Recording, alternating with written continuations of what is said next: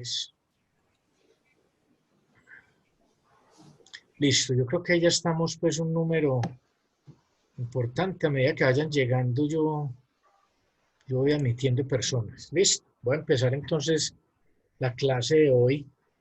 Recuerden que a los 40 minutos el sistema o sea, la comunicación se cancela. Entonces volvemos a entrar. Listo. Estamos, o sea, a los 40 minutos se acaba. Pero ahí mismo volvemos a entrar para que alcancemos a cubrir la clase. ¿Estamos de acuerdo allí?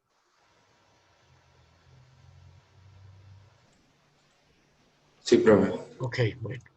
Disculpa, yo no tengo mucha familiaridad con este Zoom. Entonces estoy bregando aquí a hacer lo que puedo. Listo. Entonces voy a empezar la clase. Vamos a ver tipos de estudio. Bueno, primero que todo, recuerden que yo les mandé la tarea número 1 para que la desarrollen en grupos. Hay un punto allí que yo coloqué con información del Ministerio Nacional de Salud en relación al COVID-19, donde tienen que hacer unos cálculos de un R sub 0 y simular un modelo SIR para Antioquia y Bogotá.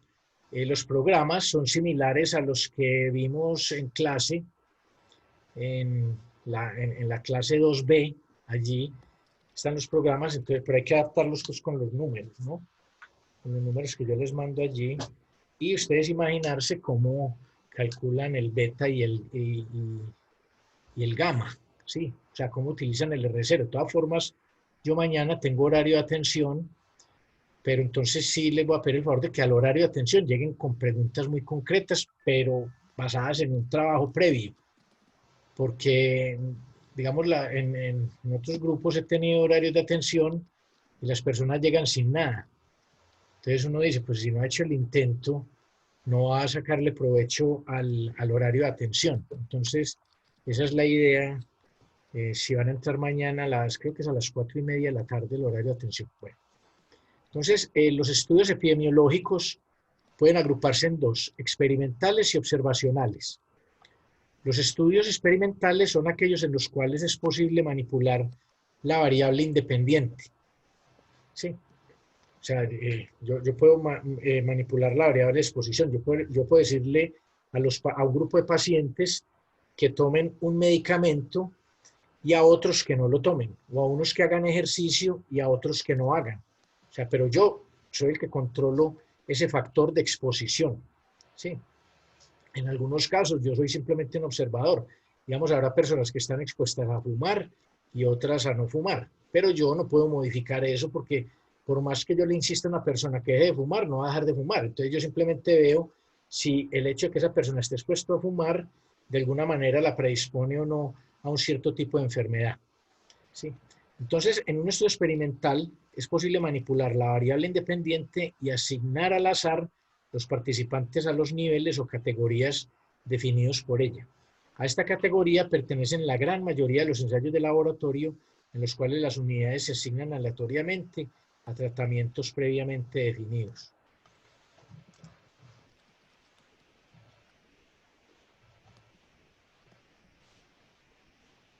Entonces, los ensayos clínicos son también estudios experimentales realizados en pacientes con el fin de evaluar la respuesta de los mismos a distintas exposiciones. Por ejemplo, en una unidad de salud mental, un investigador puede asignar al azar pacientes esquizofrénicos a dos grupos de tratamiento, digamos hospitalario y ambulatorio, con el fin de conocer cuál de los dos trae mejores beneficios para el paciente. Una derivación de estos estudios experimentales son los estudios cuasi experimentales, en los que la asignación no es al azar, aunque el factor de exposición es manipulado por el investigador. Digamos, una persona está ensayando un nuevo tratamiento y va a una clínica y trabaja con las personas que tenga disponibles. O sea, no se puede, digamos, dar el lujo de aleatorizar, sino que debe trabajar con los pacientes que tengan disponibles y que previamente hayan dado su informe de consentimiento para participar en el estudio. Listo.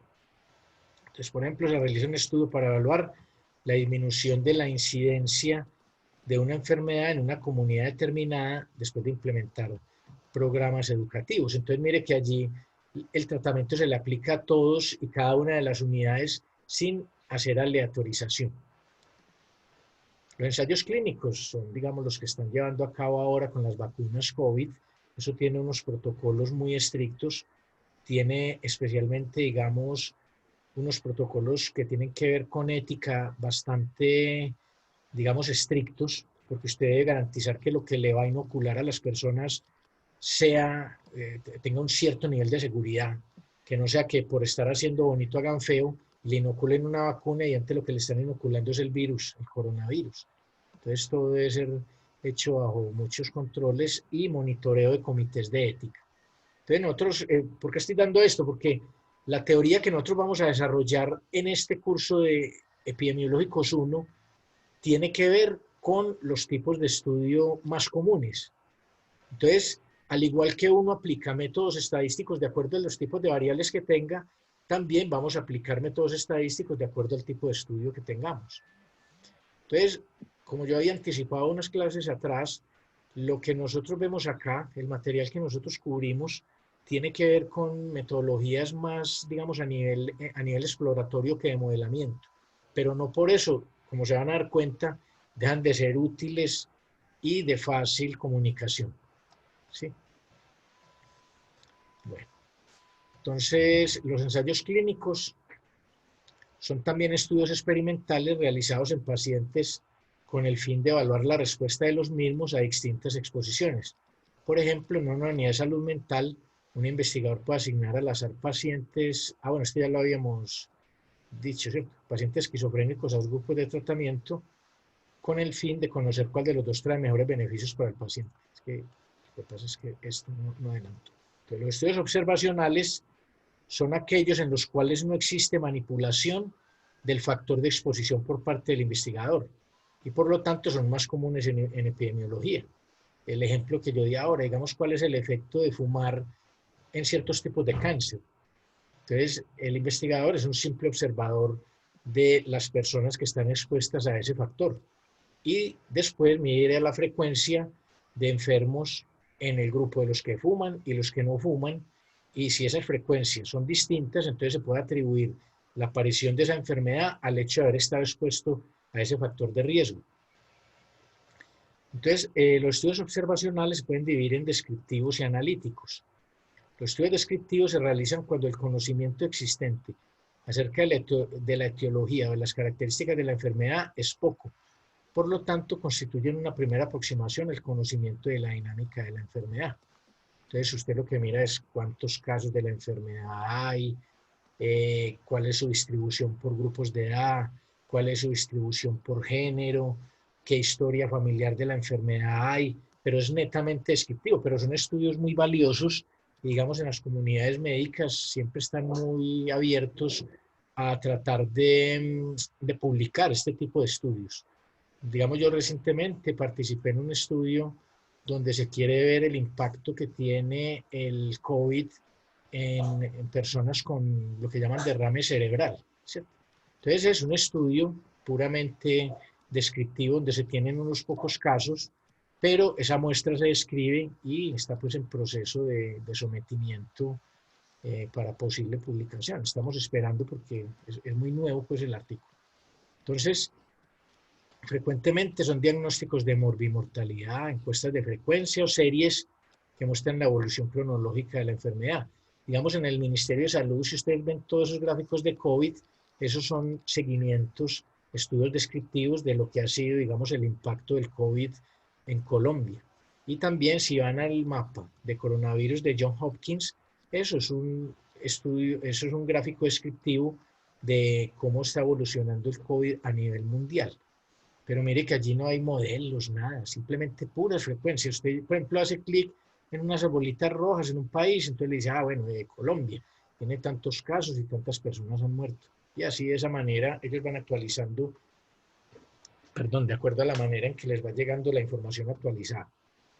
Entonces, estos estudios son importantes porque fomentan la generación de hipótesis de causalidad o permiten detectar patrones claros de la manera en que se propaga una epidemia. Los estudios analíticos se realizan para probar hipótesis específicas relacionadas con los factores que se sospecha están relacionados de manera causal con la enfermedad. Por ejemplo, la hipótesis de la asociación existente entre tabaquismo y cáncer de pulmón se formuló a partir de los hallazgos de varios estudios descriptivos que sugerían una alta frecuencia de fumadores entre los pacientes con cáncer de pulmón. Ese es un material de Dolly Hill que yo lo voy a dejar, se me olvidó colocarlo pues en el Classroom, pero se los voy a colgar allí, ¿sí?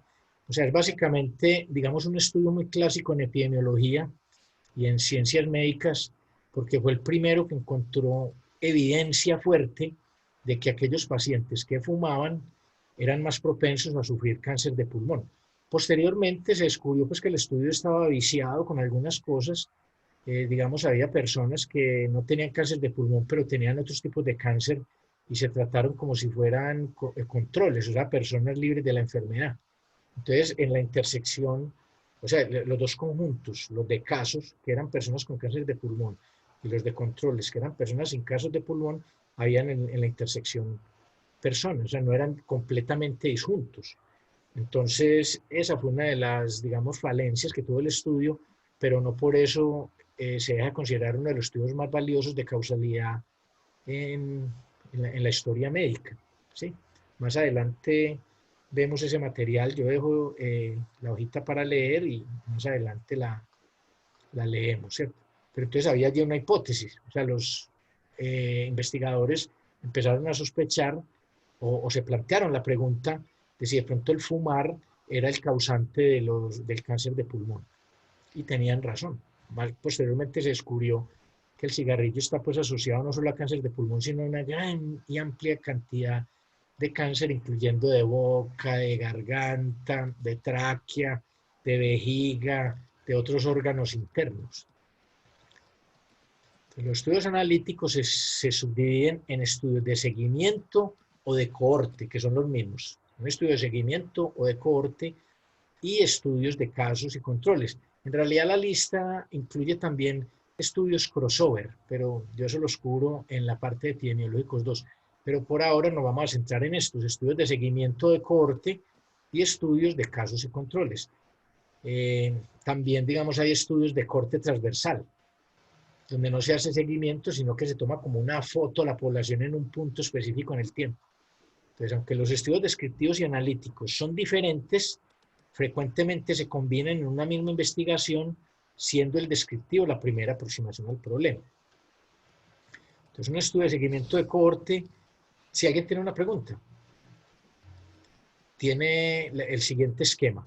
Mire que el tiempo es hacia adelante, la direccionalidad del tiempo es hacia adelante, la dirección de la investigación también. Entonces, parte de acá. Hay una población donde se toma un grupo de personas libres de la enfermedad, ¿sí? Y se dividen en expuestos y no expuestos. Digamos, de esta población yo puedo tomar un grupo de personas que no tengan cáncer de pulmón, ¿sí?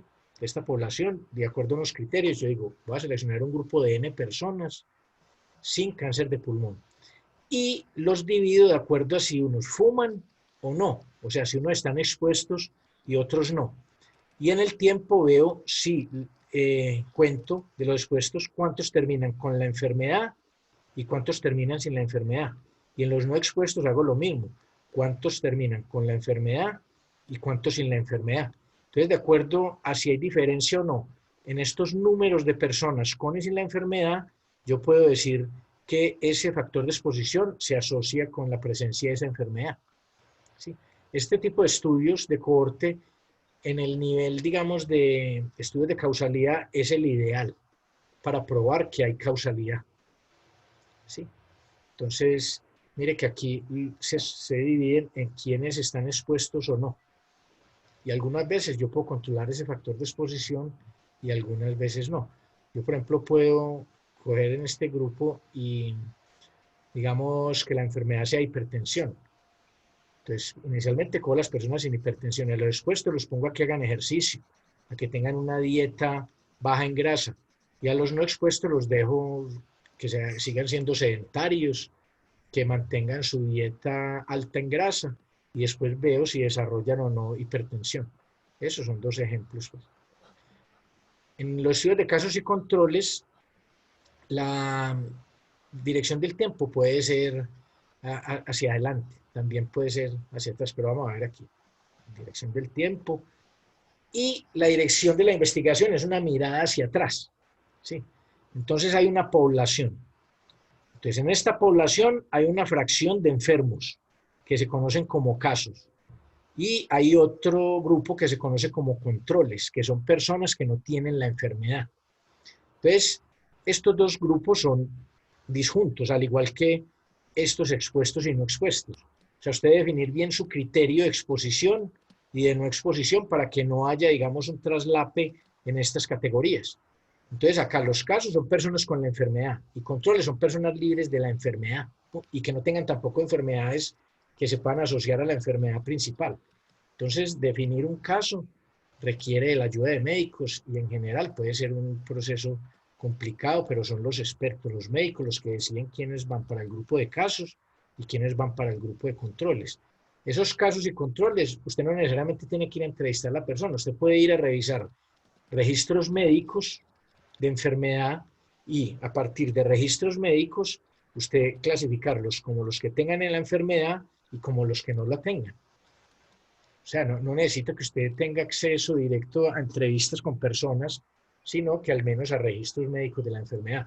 Pero sea que usted esté tratando directamente con la persona o esté tratando directamente con las historias médicas, el nivel de confidencialidad es exactamente el mismo.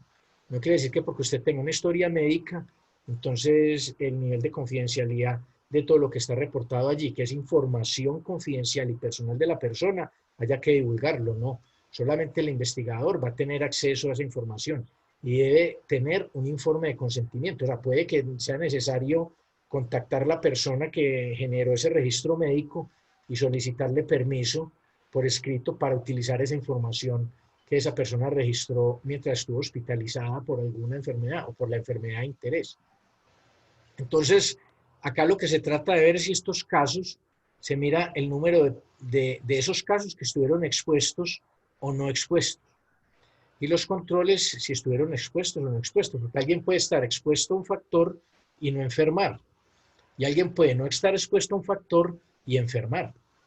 Sí, hay personas que no fuman, nunca han fumado, pero pueden desarrollar cáncer de pulmón por cuestiones hereditarias.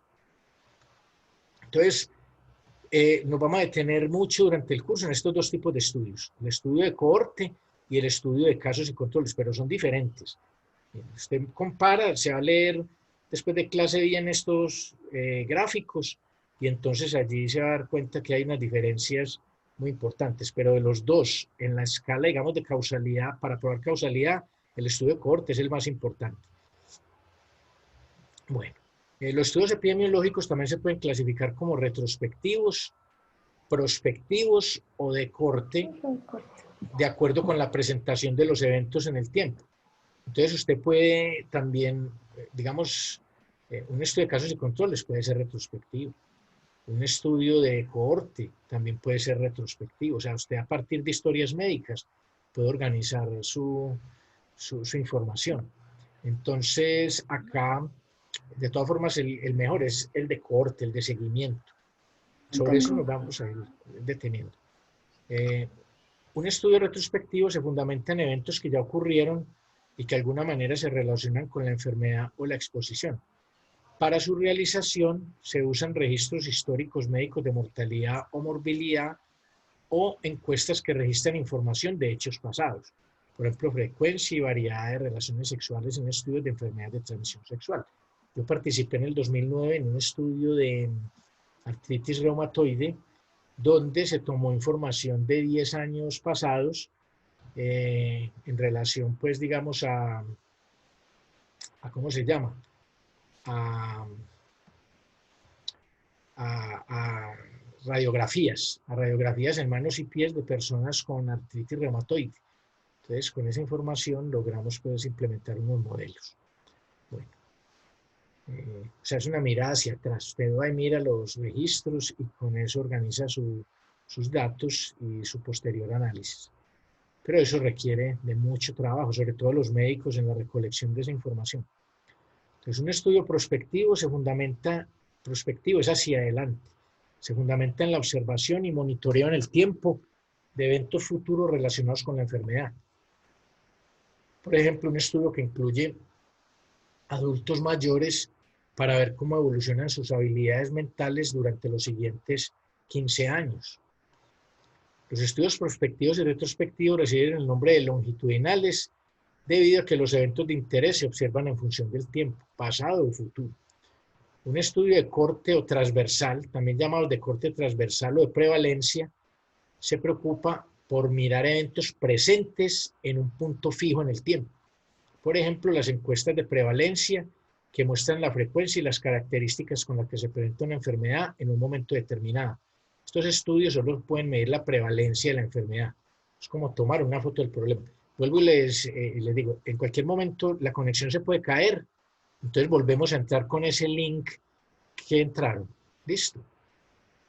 Y de nuevo, me disculpan los problemas técnicos, se me escapa de las manos. Yo no fui el único que tuvo problemas ingresando al correo de la universidad.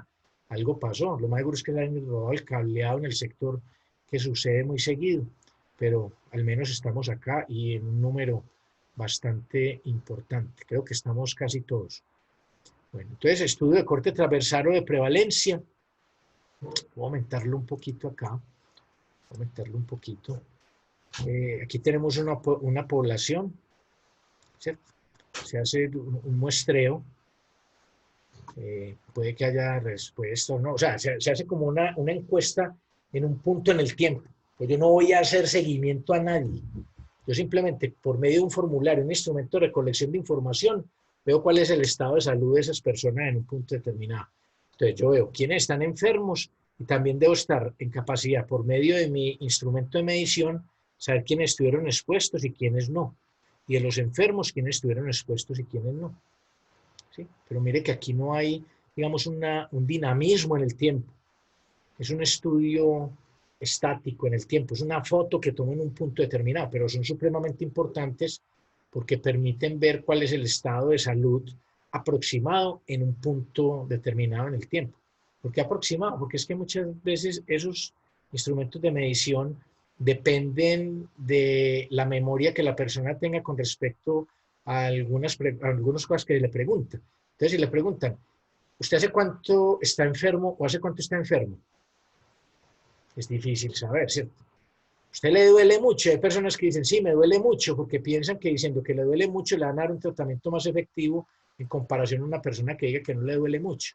Entonces, esa autoevaluación es demasiado subjetiva y sujeta a respuestas falsas.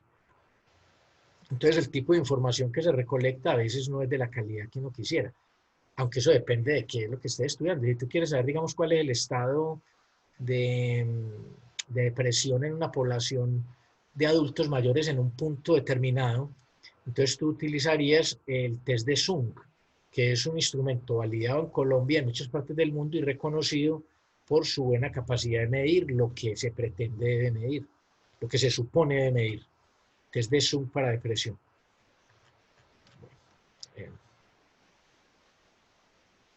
Aquí voy a ponerlo un poquito más pequeño. Entonces, con los estudios de prevalencia se busca conocer todos los casos de personas con una cierta enfermedad en un momento dado del tiempo, sin importar por cuánto tiempo mantendrán esta característica y tampoco cuándo la adquirieron. O sea, yo puedo preguntarle a una persona si tiene o no, o darme cuenta si una persona tiene o no problema de riñón y simplemente registro si tiene o no tiene, pero bueno, ahí dice que no sé, que me va a dar tiempo de Zoom, muy bueno. No sé si vieron el mensaje, al menos una buena noticia. Hay dos buenas noticias. La primera es que ustedes están acá en un buen número, ¿sí? Y la segunda es que no nos va a detener a los 40 minutos. Bueno, entonces se busca conocer todos los casos de personas con una cierta enfermedad en un momento dado del tiempo, sin importar por cuánto tiempo mantendrán esta característica, ni tampoco cuándo la adquirieron, ¿sí? O sea, habrá unas personas, cuando les pregunto si tienen problema de riñón o no, que tengan más tiempo en la enfermedad unos que sean debutantes, debutantes se refiere a que la adquirieron hace poco y tengan distintos grados de severidad y distintas enfermedades, ¿cierto? Unas personas pueden tener hidronefrosis, otras proteinuria o alguna de esas enfermedades pues irreversibles, que básicamente casi todas las enfermedades que le da el riñón son irreversibles. El riñón es uno de los órganos más importantes del cuerpo, todos son importantes, todos funcionan pues entrelazados, pero digamos el riñón tiene un problema que cuando falla se dañó y hay que buscar donantes y eso es un trabajo supremamente difícil de encontrar. ¿Sí? Pero encontrar un órgano, porque un riñón es muy difícil. Bueno, sigamos acá. Hasta ahí me están siguiendo. Estamos viendo este tipo de estudios, como contextualizando todavía el curso. Entonces, respecto a la distribución de la enfermedad, surgen preguntas importantes. O sea, ¿quién se enferma más? ¿En dónde se enferman? ¿De qué se enferman? ¿Cuándo se enferman? ¿Qué tan rápido se enferman? Todas esas preguntas, digamos, tienen mucha validez en el COVID. Mire que la tasa, digamos, de enfermos en mujeres y hombres es muy similar, las proporciones. Casi que 50-50 se puede decir. ¿En dónde se enferman más? Sí, hay regiones, digamos, que tuvieron picos a distintos tiempos y en esas mismas ciudades había sitios donde se enfermaban más, seguramente por no observar con más rigurosidad las recomendaciones de las entidades de salud en cuanto a autocuidado, o porque había más casos allí concentrados. Bueno, entonces hay una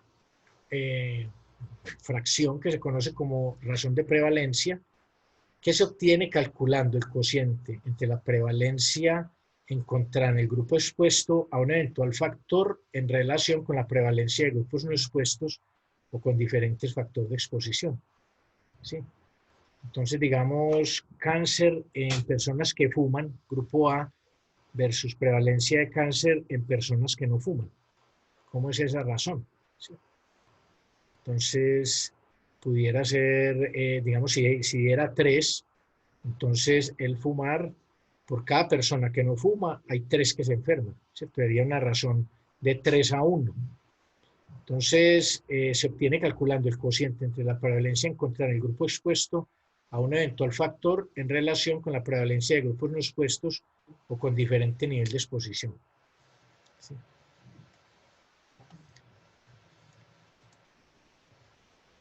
Razón de incidencia, recuerden, prevalencia, incidencia. Prevalencia son, digamos, los casos presentes. E incidencia es el número de casos que van llegando nuevos de esa enfermedad. Entonces, también llamada razón de densidades de incidencia.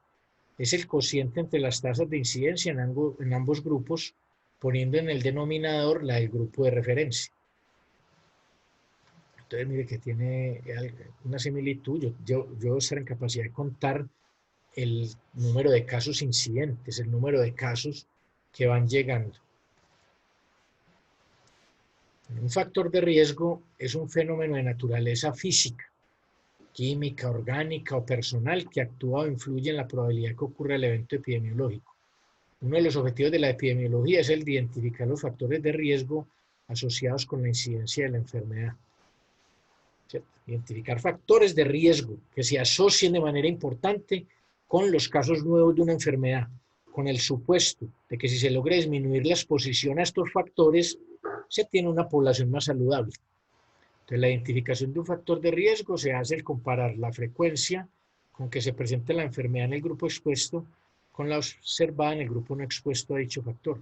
Si la frecuencia en el primer caso es mayor que en el segundo, se dice que tal factor es un factor de riesgo. La medición de esta diferencia se puede hacer de muchas formas. Nosotros aquí vamos a aprender cómo medir si un factor es de riesgo o no. Entonces, una de las primeras medidas es el riesgo relativo. En inglés es Relative Risk, RR, riesgo relativo, así lo vamos a llamar, RR, riesgo relativo, Relative Risk, cualquiera de las 3 formas funciona, ¿cierto? Es un riesgo relativo, o sea, digamos, ¿cuál es el riesgo de este grupo con respecto a este? O sea, ¿cuál es el riesgo de enfermar de un grupo expuesto con respecto a un grupo que no esté expuesto? Entonces, suponga que se realiza un estudio de cohorte. Vamos a suponer que hay un estudio de cohorte, que se comienza con dos grupos de individuos, uno que está expuesto al factor y el otro no expuesto al factor. Y se desea estudiar la relación entre el factor de riesgo y cierta enfermedad. Al final del estudio se obtienen las siguientes frecuencias. Entonces, mire que este es un estudio de cohorte que se le hizo un seguimiento a un grupo de N personas que no necesariamente fueron las que empezaron. Generalmente empiezan muchas personas y empiezan N personas, pero terminan en N1. N1 personas, donde N1 es menor o igual a N. ¿Por qué? Porque hay personas que se van del estudio y no hay nada que usted pueda hacer. La persona se mudó de ciudad o se murió o muchas razones o decidió no seguir participando en el estudio porque estaba experimentando efectos secundarios adversos o los familiares tuvieron un problema con alguien del estudio y dijeron no volvemos a traer a mi papá y a mi mamá al estudio. Entonces, este N no es necesariamente el N con que se arrancó el estudio, o sea, no es el tamaño de la cohorte inicial, sino que es el tamaño con el que se construyó la tabla en un tiempo determinado. Entonces, esta tabla lo que hace es clasificar estas N personas en una tabla 2x2, donde en la primera columna está el estatus del factor de riesgo. O sea, es posible que la persona esté expuesta o no expuesta. Y en la otra variable está el estatus de la enfermedad, que es enfermo y no enfermo. Entonces hay A, expuestos enfermos, B, expuestos no enfermos, C, no expuestos enfermos y D, no expuestos no enfermos. Entonces aquí está pues las sumas por columna, las sumas por fila. Entonces el riesgo relativo en una tabla 2x2 siempre se puede calcular. Incluso en tablas a ver, este es el número de filas R por 2. En tablas R por 2 se puede calcular. Incluso en tablas más generales hay equivalentes a estos riesgos, pero acá lo vamos a trabajar en estas tablitas, inicialmente en estas tablas 2x2. ¿Sí? Entonces nosotros sabemos la cantidad, digamos, de probabilidades que nosotros podemos calcular en una tabla 2x2. Entonces vamos a darnos cuenta que el riesgo relativo va a ser el cociente de dos probabilidades estimadas en esta tabla. Entonces lo que llamamos el riesgo de estar expuesto y el riesgo de no estar expuesto corresponde a proporciones. Y la razón de esas dos proporciones es lo que se conoce como riesgo relativo. O sea, el riesgo relativo siempre va a ser positivo, porque va a ser un cociente de probabilidades. Y las probabilidades son positivas. Pero el riesgo relativo toma valores en todos los reales positivos. O sea, no puede dar negativo. El riesgo relativo no puede ser negativo. Puede ser 0 y toma valores en todos los reales. O sea, no hay razón para pensar que un riesgo relativo esté confinado a 0 y 1. No. Pero los elementos con los que se construye el riesgo relativo sí son cantidades que están entre 0 y 1. O sea, el numerador y el denominador sí van a ser cantidades entre 0 y 1. Entonces, miremos, uno de los objetivos es estimar el riesgo de enfermarse cuando se está expuesto al factor de riesgo. Entonces, el riesgo puede pensarse como una medida de la posibilidad de incidencia de la enfermedad. Entonces, sea R1 el riesgo de enfermar dado que se está expuesto al factor de riesgo y R2 el riesgo de enfermar dado que no se está expuesto al factor de riesgo. Esas serían, digamos, las cantidades poblacionales. Sus contrapartes muestrales, que son estimadores puntuales de R1 mayúscula y R2 mayúscula, son R1 y R2 minúscula, que son A sobre A más B. O sea, A, ¿cierto? O sea, me fijo solo en los expuestos. Entonces miro el número de enfermos en los expuestos en relación al total de expuestos. Entonces, esa cantidad que yo tengo allí resaltada, toda esa fila, mire que me estoy restringiendo únicamente a los que están expuestos. Y A vienen a ser los expuestos enfermos. Entonces, si yo hago A sobre A más B, voy a poder estimar el riesgo de enfermar dado que se está expuesto. Mire que eso es una probabilidad condicional. Es el riesgo de enfermar dado que se está expuesto al factor de riesgo. ¿Por qué? Porque aquí están expuestos. Estatus de factor de riesgo, expuesto o no expuesto. Estatus de la enfermedad, enfermo y no enfermo. Entonces esta tablita tiene solamente estas 4 celdas, que son las importantes, con frecuencias A, B, C y D respectivamente. Entonces la probabilidad de enfermar, dado que se está expuesto, ahí está la condicionalidad, es A sobre A más B. Listo. Y R2 es similar. ¿Cuál es la probabilidad de enfermar dado que no se está expuesto? Porque alguien puede enfermar sin estar expuesto. Ya hemos dicho, hay personas que les puede dar cáncer de pulmón sin haberse fumado en su vida un solo cigarrillo. Entonces, esa otra cantidad, que es R sub 2, va a ser el número de enfermos en los no expuestos sobre el total de no expuestos. Entonces, el factor de riesgo, el riesgo relativo va a ser el cociente, el riesgo relativo estimado. El riesgo relativo poblacional va a ser el cociente entre R1 y R2. Eso de acuerdo pues a cuál es su grupo de referencia, cuál estoy interesado yo. Entonces R2, generalmente lo que está en el denominador es el grupo de referencia. ¿Sí? Entonces su contraparte muestral, que va a ser el riesgo relativo estimado, va a ser el cociente entre R1 minúscula y R2 minúscula. ¿Sí? Entonces R1 y R2 son tasas de incidencia que no están divididas o corregidas por el tiempo de seguimiento. Mire que en este ejercicio esas tasas R1 y R2 no dependen para nada de las covariables que caracterizan cada una de las personas de la cohorte. Más adelante vamos a ver cómo podemos calibrar ese lambda, que es ese cociente entre R1 y R2 con covariables, pero por ahora nosotros simplemente estamos estratificando toda la cohorte en quienes enfermaron y no, y de acuerdo a un solo factor de riesgo. O sea, el control de covariable acá, la covariable acá sería el factor de riesgo. Y yo estoy teniendo en cuenta ese factor de riesgo a través de esa estratificación con la que yo construí esa tabla 2×2. O sea, el factor de riesgo acá es este, pero mire que yo con una tabla de estas no puedo explorar simultáneamente muchos factores de riesgo. Y hay enfermedades que no se asocian a un solo factor de riesgo. Digamos, la hipertensión no solamente se asocia a que usted sea sedentario, sino a que tenga historia familiar de hipertensión, a que tenga una dieta muy pobre en fibra, a una cantidad de factores. O sea, es una enfermedad multifactorial. Entonces, con este tipo, digamos, de estrategia de tablas 2×2, yo puedo ir mirando el rol de cada una de variables una por una y clasificarlas como factor de riesgo o factor protector. Porque no necesariamente, así yo lo llame factor de riesgo, sino el factor de riesgo, uno puede asumir que puede ser un factor protector. ¿Sí?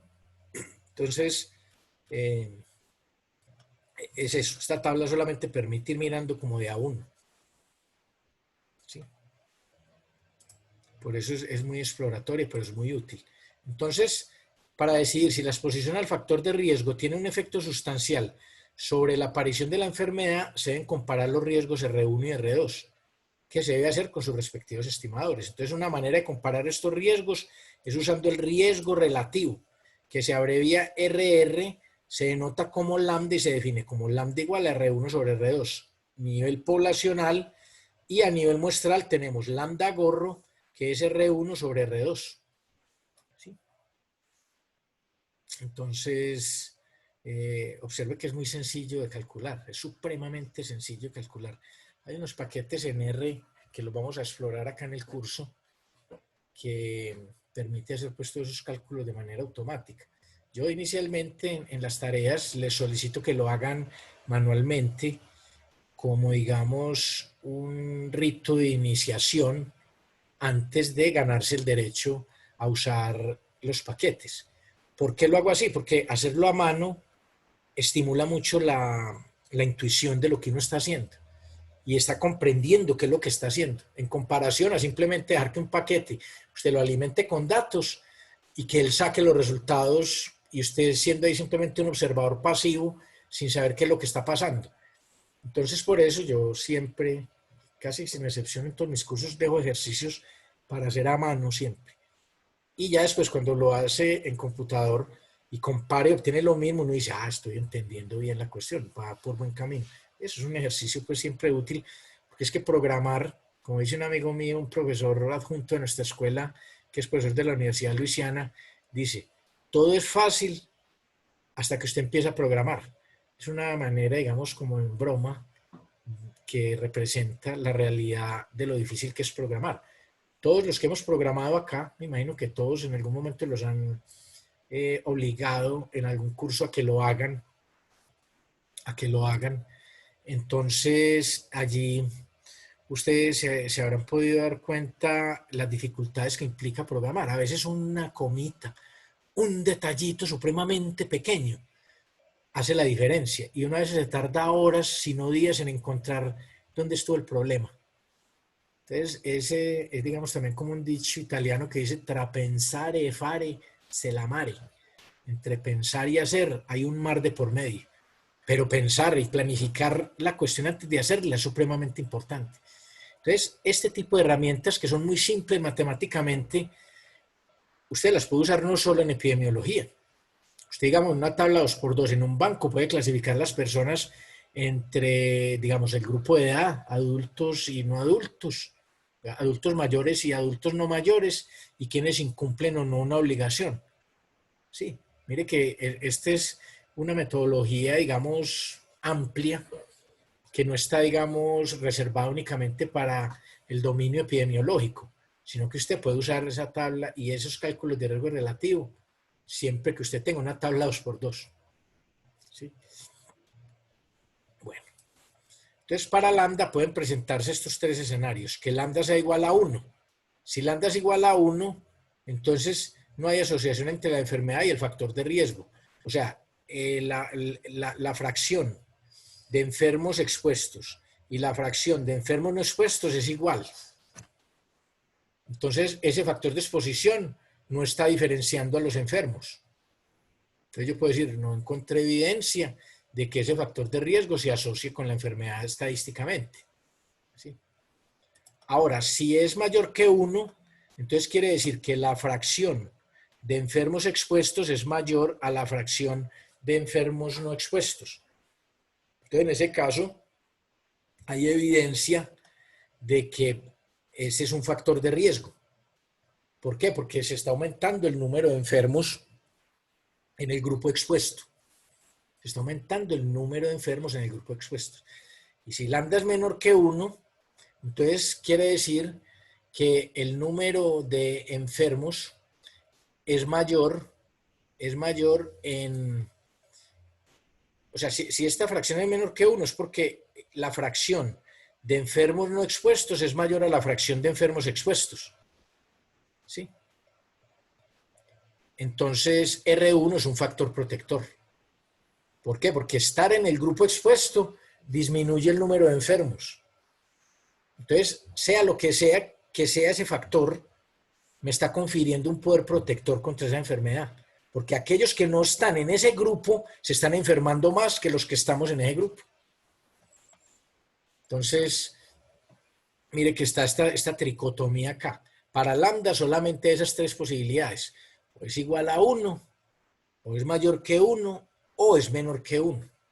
Entonces, casi que sin excepción, cuando a uno le resulta en el análisis un lambda menor que 1, las personas se engolosinan mucho tratando de interpretarlo. Entonces, pero cuando el lambda es mayor que 1, la interpretación es mucho más fácil. Digamos, si lambda es 3, entonces usted dice, está en una razón de 3 a 1. O sea, por cada uno que se enferma no expuesto, se enferman 3 expuestos.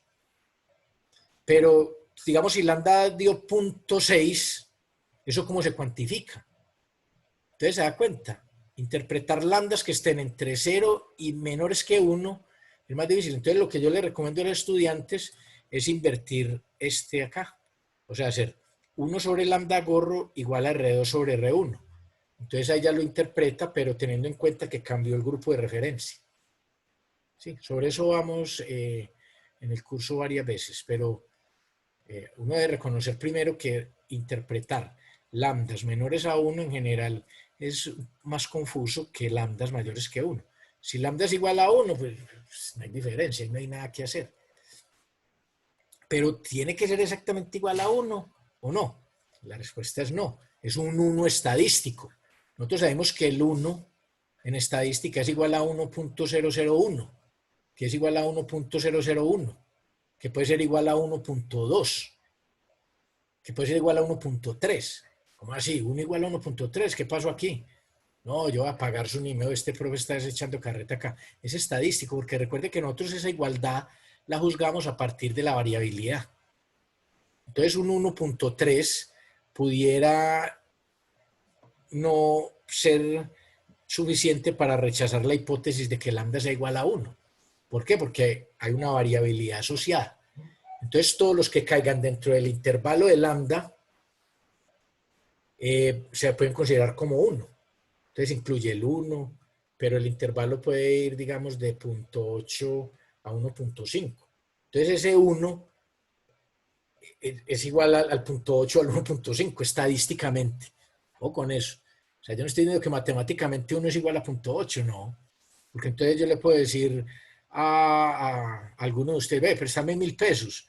Me los prestas y después te doy 800. ¿Qué pasa? Es que 1.000 es igual a 800. No. O sea, es estadísticamente que lo estoy diciendo. Entonces vamos luego a desarrollar metodología para decidir estadísticamente si ese lambda poblacional se ubica en una de estas tres, pero a partir de lo que yo observe con el lambda gorro.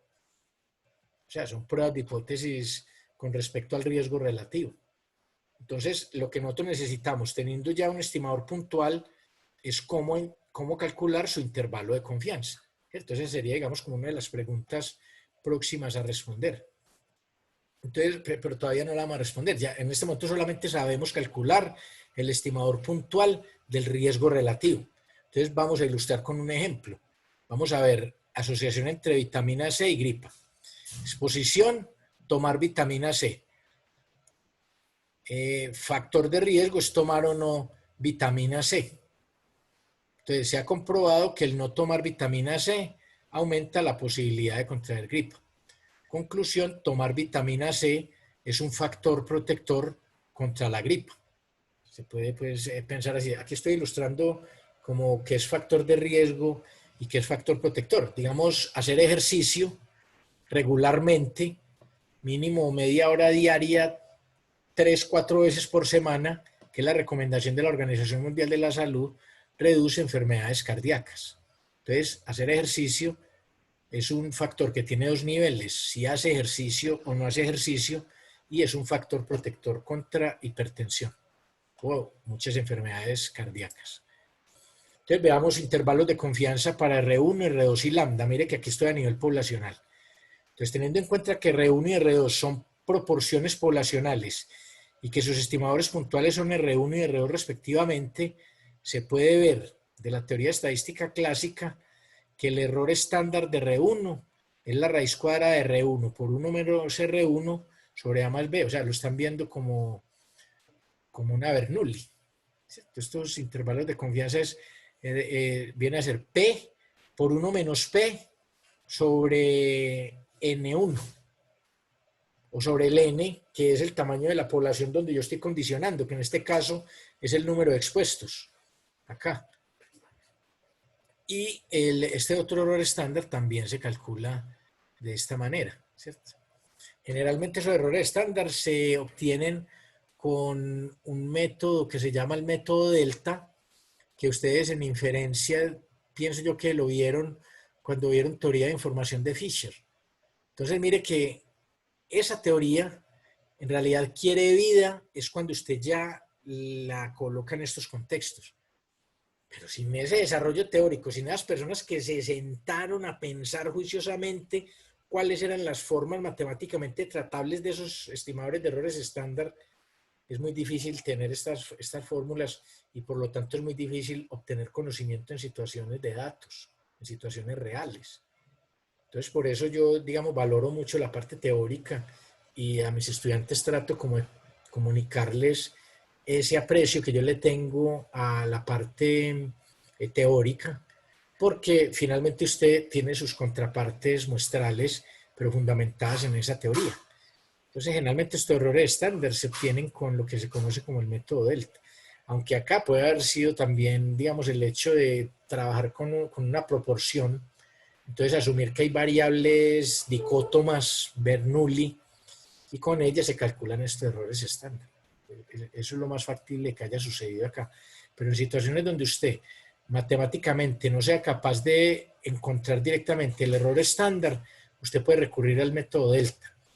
Y si también se le complica mucho porque el objeto que tiene al frente es muy intratable matemáticamente, puede trabajar con simulación, con Bootstrap. O sea, hoy en día tenemos una cantidad de metodologías elegantes y efectivas que ya no hay excusa para usted no hacer algo que se supone debe hacer. Sí. Bueno. Entonces, con estos errores estándar, usted construye un intervalo de confianza del 95% para R1, que es el R1 minúscula, el estimado, más o menos 1.96 veces el error estándar de R1. El 1.96 seguramente proviene de propiedades de normalidad asintótica, al ser ese R1 el estimador de máxima verosimilitud, de hecho lo es. Estamos estimando una proporción de variables Bernoulli. Mire que ese R1, eso es un promedio de variables Bernoulli. ¿Cómo que no? Es el casos favorables A sobre casos posibles A más B. Casos favorables C sobre casos posibles C más D. Eso es una proporción. Una proporción es un promedio de variables dicótomas. Entonces, por teorema de límite central, o se utiliza pues la teoría de la función de verosimilitud, hay un comportamiento asintótico, entonces de ahí sale el 1.96 de la normal. Entonces mire que es un intervalo tipo Volt común y corriente que no representa absolutamente ningún reto en su cálculo. Simplemente usted calcula R1 como A sobre A más B. El error estándar como es R1 que acaba de calcular por 1 menos R1 sobre A más B, le saca la raíz y ahí ya tiene esta cantidad. Entonces hace R1 más 1.96 veces ese error estándar estimado. Ese le da el extremo superior. Y R1 menos 1.96 veces el error estándar de R1 le da el extremo inferior. Y ya con él usted lo estima, ¿cierto? Pero entonces hay un problema. ¿Quién me dice qué problema hay con este enfoque acá?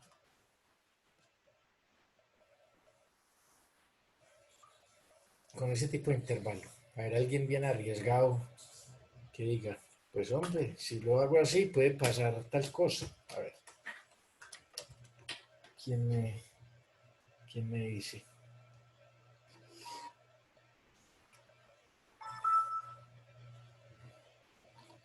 Si están ahí muchachos todavía. Como yo no tengo familiaridad con este Zoom, que no sea que yo haya estado hablando todo el rato.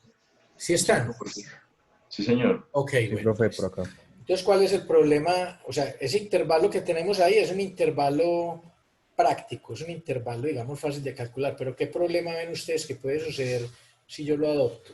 Si un 5% de las veces el valor real del parámetro no puede estar, pues posiblemente no está en el mismo valor. Yo creo que tienes la idea. ¿Quién habló? Juber.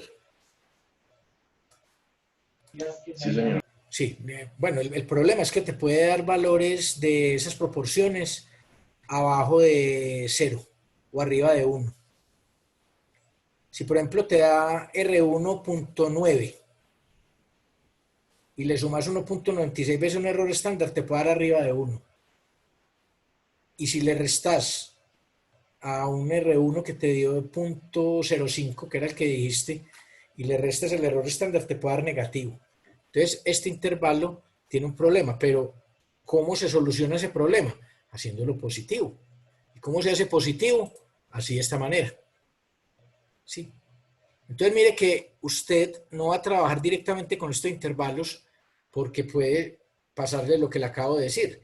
Puede que el intervalo incluya valores que no son admisibles para el R1 o el R2, porque son proporciones, tienen que estar entre 0 y 1. Entonces los estimadores deben reflejar esa característica, o si no, son estimadores que no sirven. Entonces, como la distribución del Lambda-Gorro es asimétrica, una transformación logarítmica puede ayudar a alcanzar normalidad. Entonces, el error estándar estimado del logaritmo del Lambda-Gorro es error estándar estimado del logaritmo del Lambda-Gorro igual a la raíz de 1 sobre A menos 1 sobre A más B más 1 sobre C menos 1 sobre C más D. Aquí sí es puro y físico método delta el que te lleva a esa forma. En los primeros cursos que uno ve en maestría, yo no sé si en los cursos de categórico como lo dan, a uno le solicitan deducir esas fórmulas, pero con la formulita del método delta, ellas salen relativamente fácil, ¿sí? Entonces, ¿qué es lo que está pasando acá? Como con lambda, con estos intervalos para R1 y R2, se puede presentar un problema de que los intervalos estén fuera del rango admisible para R1 y R2, entonces hay que hacer una transformación. Entonces se va a trabajar con estos logaritmos, ¿sí? Entonces el error estimado del logaritmo del Lambda-Gorro es este. Mire que usted teniendo la tabla 2×2 sabe quién es A, el número de enfermos expuestos, C es el número de enfermos no expuestos, A más B es el número de expuestos y C más D es el número de no expuestos. Entonces,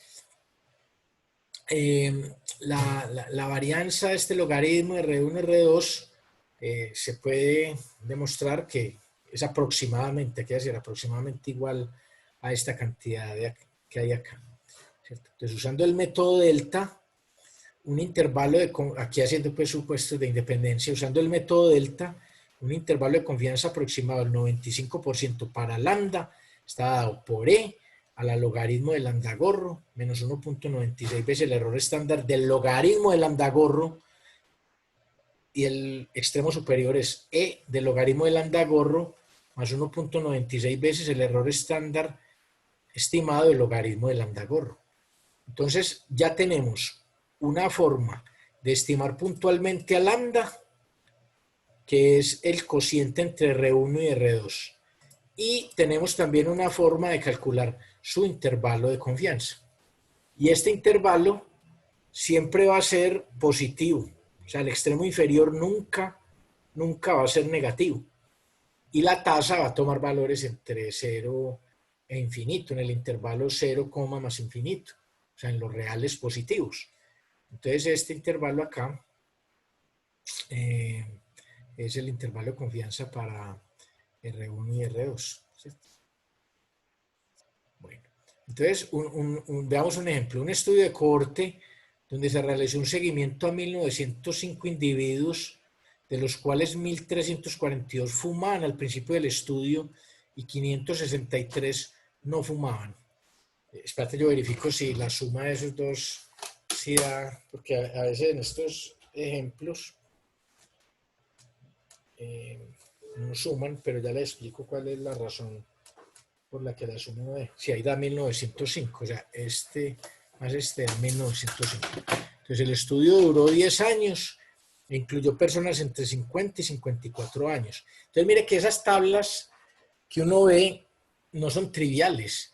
Esas son tablas que están asociadas a estudios que pudieron haber costado millones de dólares. Yo cuando trabajé en la Universidad de Kentucky, en la universidad, en la unidad de bioestadística, en el Sanders Brown Center on Aging, o sea, el Centro de Envejecimiento Sanders Brown, allí todo funciona con base en lo que llaman grants del NIH. ¿Qué es eso? Digamos, es patrocinio del Instituto Nacional de Salud Americano. Entonces, cada, digamos, 2 o 3 años, apenas se acaba el dinero que se otorgó para el estudio, todos los centros de estudio afiliados y que buscan esos recursos deben justificar bien avances, o sea, que se justifica estar dando dinero porque se ha producido información importante en términos de salud pública. Si usted no logra convencer de que usted está encontrando cosas interesantes, a usted no le dan plata. Entonces se le acabó el centro de investigación. Entonces por eso ellos son muy activos y tienen que estar publicando, haciendo experimentos. Entonces allí hay un estudio que viene siendo llevado a cabo desde hace ya pues más de 20 años, el BRAINS, que significa Brain Resilient Adults in Neurological Studies, o sea, adultos resistentes en estudios neurológicos. Entonces es una cohorte que se ha venido siguiendo, que uno de los requisitos para participar es donar cerebro a la muerte, etcétera, una cantidad de cosas. Entonces, esas tablitas que se hacen, digamos, para los reportes al NIH son tablitas 2x2, pero mire que son con información valiosa. Cuando usted ve una tabla 2x2, por ejemplo, otro estudio, el Framingham o el Scottish Heart Health, eso es oro. Eso es lo que costó en términos, digamos, de hacerle seguimiento a esa base, de convencer a las personas de que permanecieran adheridas al estudio, de todo lo que implicó la logística. Eso a veces no tiene valor ya, porque el valor es el conocimiento que se ha generado. El Framingham Heart Health Study ha dado, digamos, pie para más de 3.000 publicaciones y muchas de las más importantes recomendaciones en salud para la humanidad. Entonces, esos estudios son un patrimonio de la humanidad. Acá nosotros en Colombia tenemos en el CES el seguimiento craneofacial de la cohorte de Damasco, que tiene 49 personas entre hombres y mujeres, y desde los 6 años se le ha venido haciendo seguimiento a estos niños y niñas que nunca han recibido tratamiento de ortodoncia. Se le ha venido haciendo un monitoreo de sus características craneofaciales en mestizos, todos son mestizos. Entonces los estudios tienen mucho valor desde ese punto de vista. Ya estoy casi que termino, ¿sí? Entonces, este estudio duró 10 años e incluyó personas entre 50 y 54 años. El interés estaba en establecer cuántos experimentaban un evento coronario adverso. Entonces, mire, evento coronario durante el seguimiento de la enfermedad, ¿sí o no? Fumador es el factor de riesgo, ¿sí o no? Entonces, esta es una tabla similar a la que tenemos acá, solamente que ya le estamos poniendo nombre propio al factor de riesgo y a la enfermedad. Pero es la misma estructura de esa tabla, es exactamente la misma. Entonces, enfermedad es evento coronario durante el seguimiento. Hay que ver cuáles fueron las categorías para evento coronario y si era fumador o no. Entonces observaron 166 que fumaban y les dio evento coronario, 1.176 que fumaban y no les dio nada, 50 que no fumaban pero les dio evento coronario y 513 que no fumaban y no les dio evento coronario. ¿Sí? Entonces aquí está el 563, es este mismo que hay acá. Y el 1342 es este mismo que hay acá, que corresponden al número de expuestos a fumar y al número de no expuestos a fumar. Bueno. Entonces, de estos datos, R1 es igual a 166 dividido 1342. 166 dividido 1342. Y R2 va a ser 50 sobre 563. Entonces da 0.1237, 0.089. Entonces uno, mire que de acá, uno ve el riesgo acá es mayor que acá. O sea, el riesgo de tener evento coronario adverso en los que fuman se ve mayor al riesgo de evento coronario en los que no fuman. O sea, que estoy mirando expuestos versus no expuestos. Entonces, el riesgo global va a ser el total de enfermos sobre el total de la población. Sobre el total de la población, que viene a ser 216 dividido 1905. ¿Sí? Ese después vemos qué interés puede tener. Aquí uno se da cuenta que el riesgo global es muy similar a este R1. Pero entonces, el riesgo relativo es igual a 0.1237 dividido 0.089, que da 1.3899. Entonces, ¿cómo se interpreta ese número? O sea, yo acá voy a ser muy estricto en todas y cada una de las tareas. Así, digamos, haya una lista allí de ejercicios del texto de Woodward, diga, haga el ejercicio 3.2 de Woodward, entonces ustedes van a colocar el número, de 1.39, listo, siguiente, no. Yo voy a calificar y le voy a dar mucha más importancia a esta parte acá de concluir, porque ustedes como estadísticos no se les va a encomendar calcular números, sino calcular números e interpretar números y recomendar qué hacer con esos números. En eso consiste en gran parte la generación del conocimiento. O sea, se va a esperar, porque ellos están mirando que contrataron un profesional en estadística, una persona que se formó en estadística, que se quemó las pestañas 5 años o más estudiando los cursos que nosotros ofrecemos, adquiriendo unas competencias adecuadas para extraer conocimiento con datos. Entonces ellos no van a esperar que usted les dé un número ahí y se quede ahí bien tranquilo tomando tinto. No, no, no. Usted va a obtener un número y si es posible va a acompañarlo de gráficos y va a interpretarlo con simplicidad, reconociendo que usted le va a transmitir información a personas que no son estadísticas y les va a decir qué puede hacer con eso. Y lo que le va a decir, usted ya lo evaluó y va a ser algo razonable y plausible. Y va a ser algo que vale la pena decirlo.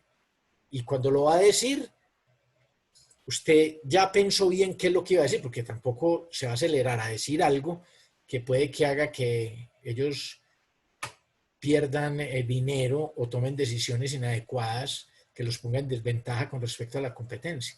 Entonces, mire que la labor de la estadística es una labor muy importante y es muy apreciada. Entonces hay que hacerla con cuidado y con mucha responsabilidad, muchachos. Si, por ejemplo, alguno de ustedes está trabajando en planeación y le dice, ve, proyectame, digamos, cuál es el crecimiento de la pobreza para el año siguiente, y usted da un número malo, entonces va el gobierno a destinar unos recursos asumiendo que hay menos pobres de los que va a haber el siguiente año. Y eso va a perjudicar muchas personas. En el área de salud también las recomendaciones son supremamente importantes. Entonces, ojo con eso. Entonces, yo en la tarea voy a prestar muchísima atención a la manera en que ustedes concluyen.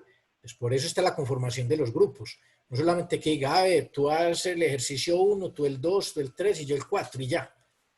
No, se deben reunir virtualmente. Yo aquí no promuevo las reuniones presenciales. Eso sería muy irresponsable de mi parte. Y van a discutir esas interpretaciones. Y si alguien está interpretando mal, se le dice. Es que eso es parte del aprendizaje. Entonces dice, no, la interpretaste mal. Yo pienso que se debe interpretar así. Entonces, ese diálogo constructivo hace que uno se vuelva, digamos, más ducho en lo que tiene que ver con interpretación. Entonces, en este caso, la conclusión acá es que el fumar aumenta en un 39% el riesgo de experimentar un evento coronario adverso. Ahora, si usted observa acá no hay una medida de variabilidad. Entonces vamos a calcular un intervalo de confianza aproximado del 95 para lambda, que viene a ser E a la logaritmo de lambda gorro más o menos 1.96 veces el error estándar del logaritmo de lambda gorro. Entonces es E a la 0.3293, que es el logaritmo de 1.39, más o menos 1.96 veces la raíz de 0.0235, que es siguiendo la formulita que nosotros vimos que es 1 sobre A menos 1 sobre A más B más 1 sobre C menos 1 sobre C más D. ¿Cierto? Esta de acá. Mire que uno se la aprende. O sea, ustedes deben aprender a recitársela. ¿Sí? Entonces usted va a estar por la casa ahí cantando 1 sobre A menos 1 sobre A más B. Entonces los papás, mi hijo, mi hija se está enloqueciendo. ¿Sí? ¿Por qué repite tanto esa fórmula? Para formulita es buen ejercicio aprender de memoria. Yo cuando estudié matemática, un profesor nos ponía a aprendernos de memoria los teoremas. O sea, teníamos que saber recitar el teorema y teníamos que saber demostrarlo. Entonces, uno se da cuenta de lo poderosa que es la mente para almacenar información. Pero eso lo hace uno cuando la ejercita. Entonces, acá tenemos E a la 0.3293, más o menos 0.3005, que da el intervalo 1.029, 1.877. Entonces este intervalo está ubicado a la derecha del 1. Entonces no incluye el 1. Entonces se puede argumentar que el riesgo es estadísticamente importante. O sea, ese aumento del 39% es un aumento estadísticamente importante.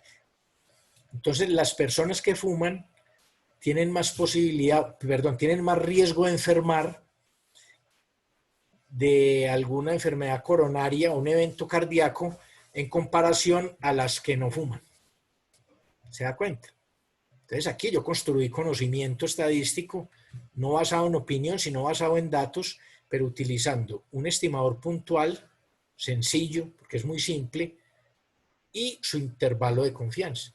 Entonces, cada que estos intervalos de confianza, el 1 no sea un elemento de acá, entonces usted puede argumentar o que el lambda es factor protector o factor de riesgo. Si este intervalo hubiera dado en el extremo superior abajo de 1, entonces uno argumentaría que fumar es un factor protector contra enfermedades cardíacas.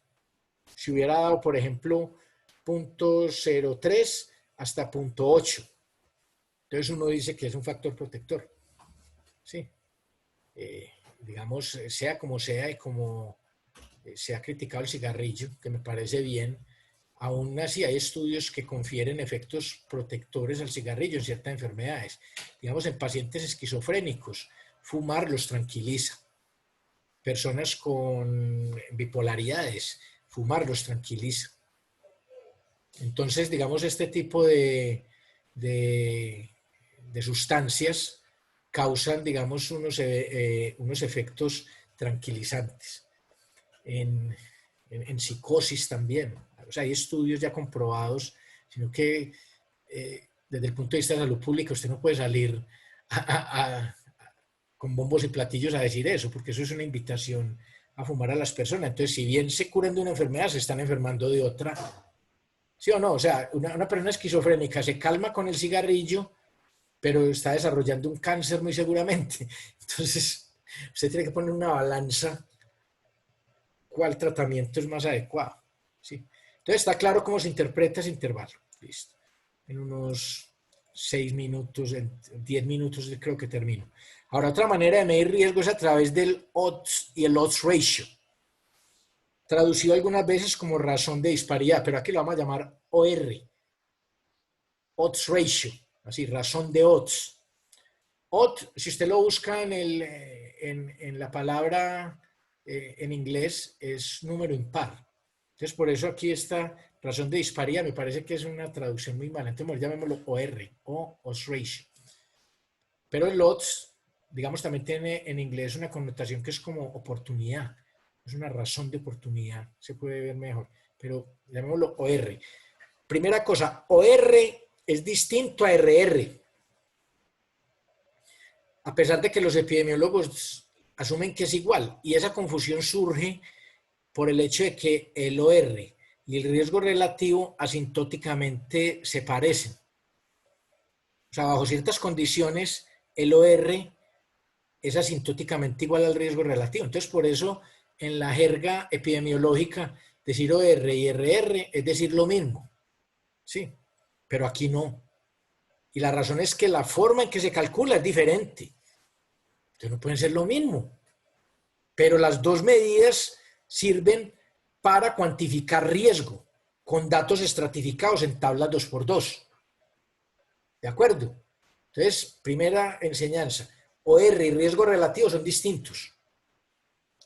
OR y riesgo relativo son medidas de riesgo en distintas escalas, pero son medidas de riesgo. Pero mire que cuando uno los calcula, uno dice, ¿por qué dan tan parecido? Entonces, otra forma de medir el riesgo de enfermar es calculando los llamados odds. Entonces, el odds de enfermarse se define como el número de sujetos que se enferman sobre el número de sujetos que no se enferman. Entonces, refieras a esta tabla. Estatus del factor de riesgo y estatus de la enfermedad. Enfermo y enfermo, hay A, B, C y D respectivamente en estas 4 celdas. Entonces, el odds de enfermar, dado que se está expuesto, es la razón de enfermos versus no enfermos. Entonces, es A sobre B. Que mire que se relaciona con el riesgo, con el R1, que es igual a R1 sobre 1 menos R1. O sea, tienen relación, pero no son iguales. Mire que usted R1 lo calcula como A sobre A más B, pero el odds de expuestos es A sobre B. Y el odds de enfermar, dado que no se está expuesto, es C sobre D. Entonces, mire que son diferentes, pero se relacionan con esos R1 y R2 respectivamente. Sí, entonces mire que calcular el R1 minúscula, R2 minúscula y el odds 1 y el odds 2, o sea, el odds de enfermar dado que está expuesto y el odds de enfermar dado que no está expuesto son distintos, porque aquí es A sobre B, o sea, la razón de enfermos versus la de no enfermos en expuestos. Y aquí es la razón de enfermos versus la de no enfermos en los no expuestos. Entonces es A sobre B dividido C más D. Entonces, como se ha visto, el riesgo es una probabilidad. Si se calcula una probabilidad, es posible calcular una especificación alternativa de posibilidad llamada odds. El odds y una probabilidad son dos formas distintas de medir lo mismo, pero el odds no necesariamente tiene que ser una probabilidad. Porque mire que si este valor, si hay más enfermos que no enfermos, ya le dio más que 1. ¿Sí o no? Y acá también. Entonces, en realidad, el odds y una probabilidad son dos formas distintas de medir lo mismo, ya que existe una correspondencia 1 a 1 entre el odds y la probabilidad. Y es a través de esta razón de enfermos versus no enfermos. Es que decir enfermos versus no enfermos, la probabilidad, mire que yo aquí lo puedo hacer, yo puedo decir A dividido A más B sobre B dividido A más B, que es A sobre A más B. Es la probabilidad de enfermar dado que se está expuesto. Y B sobre A más B es la probabilidad de no enfermar dado que se está expuesto. Pero entonces cuando usted hace ese cociente de esas probabilidades se cancela el denominador, entonces le queda A sobre B. Ahí es donde está la razón. Entonces, si usted define F como una función que toma una probabilidad y lo manda a los reales positivos, esta función P sobre 1 menos P, que usted la puede ver como esta de acá, R1 sobre 1 menos R1, o R2 sobre 1 menos R2, es invertible y se obtiene Y sobre Y más 1. Entonces, si el odds es P sobre P más 1, entonces la probabilidad, que sería el R1, sería el odds sobre el 1 más el odds. Esto da origen, este P sobre 1 menos P, a una transformación muy famosa que se llama la transformación Logit, que lo que hace es linealizar las respuestas originales 0 o 1. Sobre eso vamos después. Entonces, el odds global de enfermar es A más C sobre B más D. Pero la razón de odds va a ser A sobre B dividido C sobre D, que es lo mismo que el cociente entre los productos cruzados A por D dividido B por C. O sea, si usted quiere calcular rápidamente el OR, usted no tiene necesidad de hacer primero A sobre B dividido C sobre D. Pues que se puede hacer, son 4 numeritos. ¿Cómo lo calcula usted rápidamente? Lo va a calcular así. Va a coger los elementos de la diagonal principal y los va a multiplicar A por D dividido B por C. Y ya, tiene su OR. Véalo acá, A por D dividido B por C. ¿Qué problema hay? Que si hay ceros por ahí y de pronto están en el denominador, si esta es 0 o esta es 0 o ambas, ya usted está en un lío. Ya no puede calcular con este método el OR, el odds ratio. Ya no lo puedes calcular. Que ya no es posible. Y si tiene un 0 acá o acá, necesariamente lleva un OR de 0. No es informativo. Entonces, para el cálculo del OR, que se llama OR crudo. ¿Por qué llama OR crudo? Porque es con la información de una tabla 2x2, se requiere que no hayan ceros en la tabla. Pero en los datos puede haberlos. Entonces ahí le toca a uno calibrar el OR con modelos loglineales para obtener aproximaciones del OR. ¿Sí? O remuestreo también pudiera usar. Pero aquí estamos asumiendo que estas cantidades son mayores que 0 para poder pues, hacer el cálculo. Entonces, OR, A por D dividido B por C. Listo. Ya lo sacó y lo interpreta igual porque puede ser mayor que 1, igual a 1 o menor que 1. Y tiene una interpretación similar al riesgo relativo. Entonces, si el OR es mayor que 1, el factor es de riesgo. Si el OR es menor que 1, el factor es protector. Y si el OR es igual a 1, no hay diferencia en enfermarse entre los expuestos y los no expuestos, medido a través del OR. Entonces, este phi se estima por medio de phi gorro, que se define como phi gorro igual a A por D dividido B por C. Phi es una medida de asociación entre el factor de riesgo y la enfermedad. La razón de riesgos lambda también se considera una medida de asociación. En realidad ambas, lambda y phi, son medidas alternativas del tamaño del efecto del factor de riesgo sobre la enfermedad. Observe que estas medidas son crudas en el sentido de que no tienen en cuenta otras características de los individuos tales como género, estatus socioeconómico, etc. Entonces se puede mostrar que el error estándar del logaritmo de Figorro es igual a la raíz. Vea que no estoy mirando. La raíz de 1 sobre A más 1 sobre B más 1 sobre C más 1 sobre D. Hey, sí, es que eso es muy fácil de aprender. ¿Sí o no? Eso es muy fácil de aprender. Entonces yo les digo, a ver, dígame el error estándar estimado del logaritmo del OR. Entonces usted mismo de una vez, raíz cuadrada de 1 sobre A más 1 sobre B más 1 sobre C más 1 sobre D. Ya, facilísimo. Entonces un intervalo de confianza aproximado del 95% para phi es E a la logaritmo de phi gorro, más o menos 1.96 veces el error estándar estimado del logaritmo de phi gorro. Entonces, ya para terminar, un estudio de cohorte donde se realizó un seguimiento a 1905 individuos, de los cuales 1342 fumaban al principio del estudio y 563 no fumaban, el mismo que teníamos hace unos minutos. El estudio duró 10 años e incluyó personas entre 50 y 54 años. El interés estaba en establecer cuántos de ellos experimentaron un evento coronario. Entonces, es la misma tabla que acabamos de ver en el ejemplo anterior. Entonces, el odds de sufrir un evento coronario, por ejemplo un infarto, dado que se es fumador, es 166 dividido 1176. 166 dividido 1176. Y el otro es 50 dividido 513. 50 dividido 513. ¿Se da cuenta? Entonces, aunque yo hubiera podido calcular el OR de una, yo hubiera podido decir es 166 por 513 dividido 1176 por 50, que es esta operación que hay acá, que si yo hago .1412 dividido .0975 da 1.448 y el RR ¿cuánto dio? Dio 1.39. Entonces mire que acá el OR magnificó un poquito la asociación, pero no es que se haya pues desfasado así como decir un OR de 4 y un riesgo relativo de 1.39, ¿no? Están básicamente diciendo lo mismo. Es que recuerde que uno en estadística no está midiendo ni rodamientos, ni pistones, ni cosas que requieren un estándar de medición hasta las centésimas. Acá, digamos, la conclusión que usted obtiene con el RR y con el OR es básicamente la misma. Entonces, el fumar aumenta las posibilidades de enfermarse.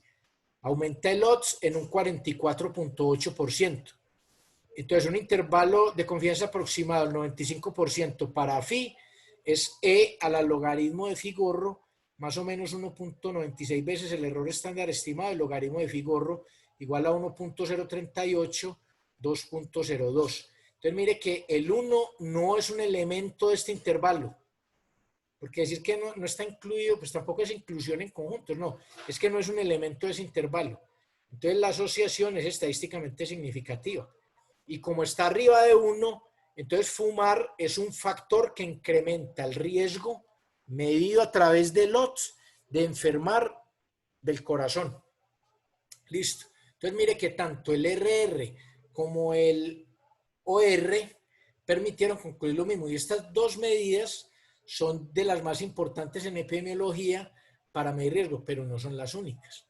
Las tasas estandarizadas, tasas directas, tasas indirectas, también son formas de medir riesgo y razones de esas tasas también son formas aceptadas universalmente en epidemiología como herramientas para extraer conocimiento a partir de datos en epidemiología.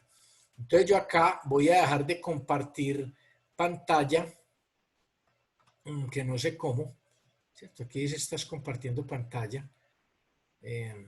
Aquí dice detener compartición y además esa traducción está mala, aquí voy a dejar de compartir y vuelvo pues a la clase. Entonces, varias cosas. Primero que todo, a todos les voy a colocar que asistieron, independiente de si no asistió o no, porque hubo problemas técnicos evidentes que causaron problemas de conectividad a algunos de nosotros. Infortunadamente hoy me tocó. Afortunadamente logramos salvar la clase aquí por Zoom, porque yo tenía correo pues por el celular. Entonces todos les voy a colocar que asistieron.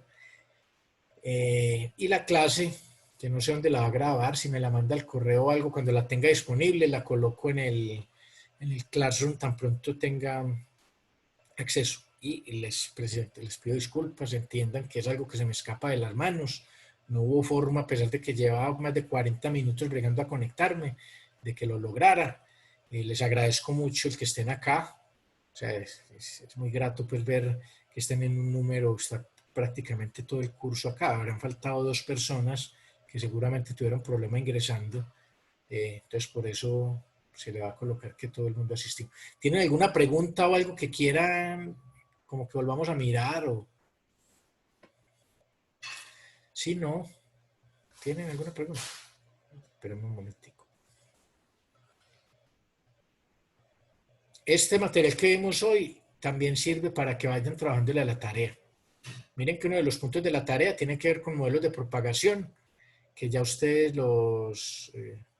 pues que ya lo cubrimos acá en el curso, tienen el material, o sea, lo que hace es que ustedes ya bajaron el material o tienen acceso a él, entonces pueden ir trabajando, ¿sí? Bueno, jóvenes, si no tienen más preguntas, entonces voy a detener la grabación y ya nos veríamos por acá el próximo viernes. Recuerden que mañana hay horario de atención de 4:30 a 6 de la tarde. Yo espero tener solucionados los problemas para ese entonces. Si no, estén pendientes del correo que seguramente les mandaré una invitación por este aplicativo Zoom. Listo. Jóvenes, cuídense mucho. Estamos en contacto. Listo, profe, hasta luego. Listo, Hasta profe, luego. muchas Muchas gracias. gracias por su Gracias, profe. entusiasmo y asistencia. Chao.